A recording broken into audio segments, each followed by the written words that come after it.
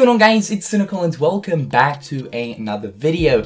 Today's video is going to sort of be like a Sea Salt Snippets episode. I do want to talk about some Kingdom Hearts news that recently came out, but also on top of that, for the first topic, I want to talk about obviously the absence that we've been on for like the past week, a little bit over a week. But yeah, what's going on, guys? It's good to be back. It's Cynical here.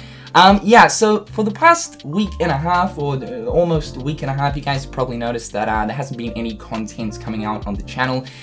Towards the end of not last week, but the week before, I ran into some extremely massive editing issues. At this point, you guys should know that as of right now, we are doing a Kingdom Hearts 3 playthrough, where of course all of my first time reactions and experiences to the game are of course recorded for your guys' viewing pleasure. Now, this is probably the most fun and enjoyment I've had out of a particular content series here on the channel.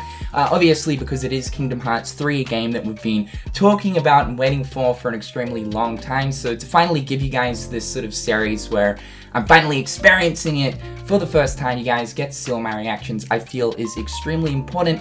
Just due to the channel history over the years, we have been covering Kingdom Hearts 3 and all the news and stuff to do with the game, so it definitely makes sense to have a playthrough series, and it's something that I have been talking about over the years. So this is one thing that I do not want to cancel, and trust me, when it was the end of, not last week, but the week before, when I first ran into these, like, editing problems, I was so close to cancelling the Let's Play. Now, if you guys have been a viewer of mine for quite some time, you guys will know that over the years, I've attempted Let's Plays here on TheGamersJoint, more so towards the early days of starting Kingdom Hearts content, and I would never finish those series. I would just get fed up, and I just want to sit there and play them. This is around the time that the HD remixes came out, and I was sort of planning on doing Let's Plays for those. They never went through, and sort of in a similar fashion, I ended up experiencing a lot of major editing issues back then. It generally always happens with Let's Plays, seeing as you're recording for such a long time, there's so many parts and episodes. Out of all of those parts and episodes, you're bound to come across some kind of editing issue, especially when you're using Adobe Premiere Pro. Oh my god, Adobe, what are you doing? So essentially, you guys should know that I have been bulk recording. At this point, I'm very close to finishing the game, but I'm still yet to even finish Kingdom Hearts 3, and it's currently the 18th of February. Now, this is obviously due to doing the Let's Play, and like I said, I have been bulk recording, which means that in one session each day, I'll probably, you know, bang out maybe something like 5 to 7 episodes or something like that. But one thing that I did come across was I noticed that for a lot of my already rendered out finished parts for the Let's Play that I had already spent like hours on editing for each part, a lot of those parts, for some odd reason, when you open up Adobe Premiere Pro and you have like a save file, generally that will also load in all of your already preset render settings. And for whatever reason, for like a lot of the parts,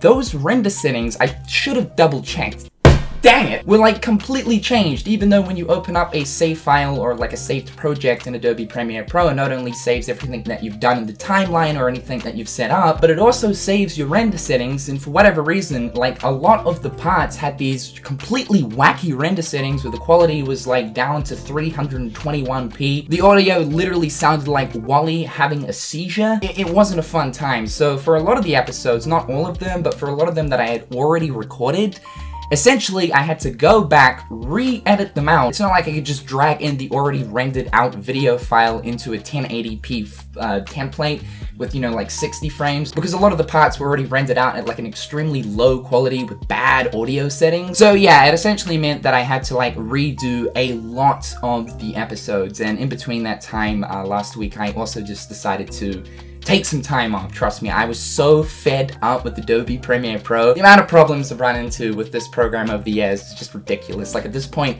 Adobe, you're a fucking meme. I mean, great program and all, you know, being able to put together pieces of content, it's an awesome time, but god dang, I can't say this program works 100% of the time. It really doesn't. So yeah, that's essentially what's been going on for the past week. I have literally been putting back together pieces of like the Let's Play, because as much as I did there for a sec, wanted to just like give it up, I know that you guys have really been enjoying the series so far, and like I said, aside from this sort of moment and situation that we've run into, I have to say that this is definitely the most fun that I've had with content. Now, I would definitely be lying if I were to say that this has not been hindering my experience towards Kingdom Hearts 3. Like I mentioned before, I'm yet to even finish Kingdom Hearts 3. And like, obviously by this point, most people have. Trust me, it's really hard. Like, essentially, I've had to restrain myself from actually playing because obviously the only time that I can progress through this game is when I'm recording Let's Play episodes, and a lot of the time I don't always feel like recording. Trust me, there's been a lot of times where I've just essentially wanted to like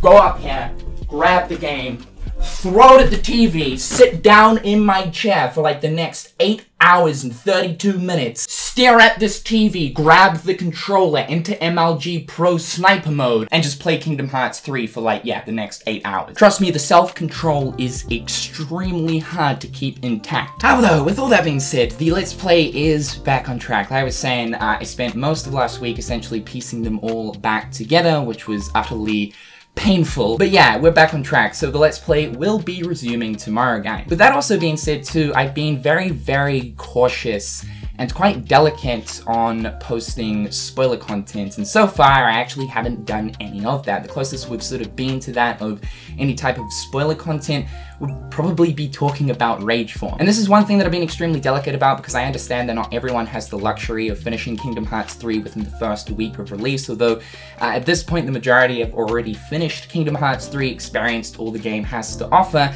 I do understand that there are still people out there that do have busy lives and don't have the luxury to be able to sit down for a couple of hours each day after work to progress through the game. So yeah, there probably are still people out there like myself that are needing to finish Kingdom Hearts 3, so what I will say is spoiler content, talking about like the secret ending, talking about stuff to do with the endings, and just general spoiler-based content will start to appear on the channel by the end of this week. So I just want to let you guys know, I understand that there's already been like a bunch of YouTubers and Kingdom Hearts YouTubers and stuff that are already talking about spoiler content.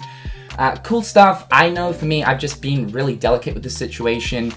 Just because I know that there are people out there that just still haven't finished the game. So I'm gonna let you guys know spoiler content is coming to the channel soon. I'm sorry it's taken so long. Part of it is the Let's Play, but then also part of it is just waiting for other people to finish the game. Alright, so now that that is all out of the way, let's actually talk about some news and information. I did want to slot in some news into this video to talk about something a little bit interesting other than my own problems. So yeah, let's talk about some news and information. So a little bit of info was actually given, or more so like a hint or tease towards the possibility of Kingdom Hearts, more so the older games and not 3, coming to the Nintendo Switch. Now, we talked a little bit about the whole Kingdom Hearts thing on the Nintendo Switch towards the end of last year, as Nomura actually made a comment last year saying that they are interested in the Switch, but obviously as of right now, the main focus is just releasing Kingdom Hearts 3 on both the Xbox One and PlayStation 4. Not really too much has been said in the ways of actually bringing Kingdom Hearts to Switch, even though there is a big want and sort of need for it.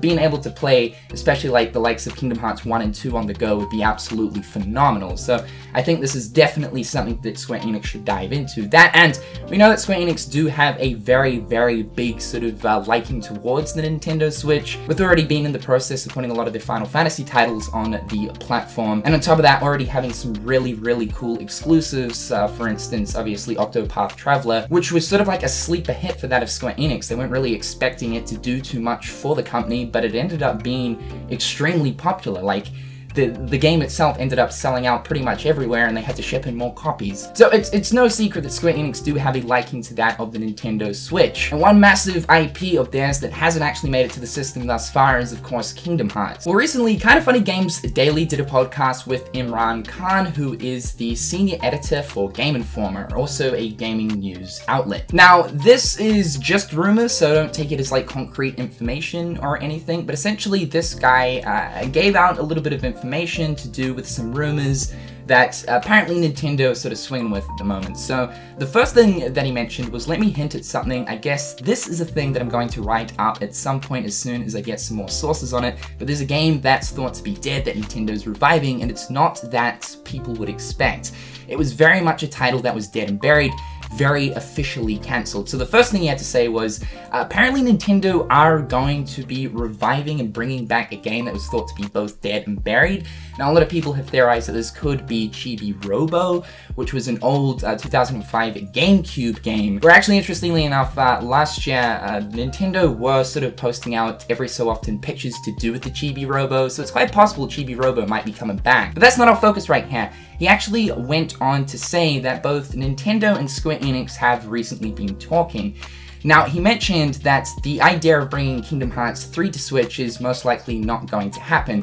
Obviously, because something like Kingdom Hearts 3 would need to undergo so much optimization in order for that game to run stably on a Nintendo Switch system. Now, I'm not saying that there is absolutely no way to put Kingdom Hearts 3 on the Nintendo Switch, but there would for sure need to be a crazy amount of optimization made for the game in order for the game to be playable on the console. And whether or not Square Enix want to put in the amount of resources and time into bringing Kingdom Hearts 3 to the Switch, who knows? I think it would be an extremely good idea, mainly because it's just another outlet to put KH3 on, but of course, that is time and money. But more so, Imran Khan was saying that this talk could have been more so about bringing the older Kingdom Hearts titles, yes, Kingdom Hearts 1.5 and 2.5 HD Remix, to that of the Nintendo Switch. Now, this is what he said. Khan said, last I heard, there was a talk between Nintendo and Square Enix about what they could do with Kingdom Hearts 3. It was deemed unfeasible to get Kingdom Hearts 3 on the Switch. Although Switch supports the Unreal Engine 4, the game is very demanding, and not necessarily you can put it on without paring it down a lot. So yeah, like I said, without a lot of optimization, Kingdom Hearts 3 just wouldn't work on the Switch. While he's unsure if the remasters are actively being working on, he believes that's probably where they settled on. So essentially what he's saying is, yeah, recently Square Enix and Nintendo were in talks. These talks might not necessarily have anything to do with Kingdom Hearts 3, but he does know for sure they were on the subject of Kingdom Hearts. We already know that a lot of stuff is happening for the Nintendo Switch regarding Square Enix for the likes of Final Fantasy, one of the new games that was from the creators of I Am Setsuna. It's a new action RPG, as well as obviously Dragon Quest. So Kingdom Hearts really is their like last sort of major IP to reach the Nintendo Switch. And I definitely feel as if it should happen, just because I want to bring like the majority of the Kingdom Hearts story with me wherever I go. And the last thing that I wanted to talk about today was some brand new Bring Arts figures that were recently revealed at the New York Toy Fair actually yesterday. Now in total we have 3 brand new figures actually revealed to us, with 2 new color prototypes for 2 other figures that we've known about previously. Now let's talk about the 2 new color prototypes. These are both Axel as well as Kairi, the Kingdom Hearts 3 version of Kairi. So yes, these guys are finally receiving their very own Bring Arts figures, and it's fantastic to see that Square are now finally focusing on making Bring Arts figures for not just like Riku, Aqua, and Sora, which seem to be like the main focuses, mainly Sora and Riku, but actually now focusing on other characters, because aside from Axel and Kairi, they also revealed that they're making a King Mickey from Kingdom Hearts 3 Bring Arts figure, which is super cool. It's surprising it took them this long, as well as a Shadow Heartless. So yeah, it seems to be that they're actually making Heartless Bring Arts figures as well. Fingers crossed that the price of the Heartless, more so the Shadow Heartless Bring Arts figure right here, is sort of reduced. Bring Arts figures are a little bit pricey just due to the amount of detail these figures have and the amount of just sort of interchangeable parts. Because this thing is like so small, I'm hoping it comes at like a budget price. But the coolest new addition to the Bring Arts family is definitely the pirate version of Sora from Kingdom Hearts 3. Yes, they made a Bring Arts version of Pirate Sora from, of course, the Caribbean world. Looking really, really nice. Also, the other cool thing is they announced at the Toy Fair that there is going to be another 6 Bring Arts figures that is still yet to be revealed and announced. So, no doubt throughout this year, we'll find out what those remaining 6 are. Now, guys, that is basically all for today's news and information. I just wanted to keep you guys in the loop as to exactly what's been going on with the channel. I'd love to know in the comment section down below, guys, do you want Kingdom Hearts to make its way onto the Nintendo Switch platform in order to be able to play Kingdom Hearts essentially wherever you go? Let me know. I would love to know. How, guys, with all that being said, I'm Cynical. Hopefully you dudes are having a fantastic day, and until next time, guys, I'll catch you later. Peace.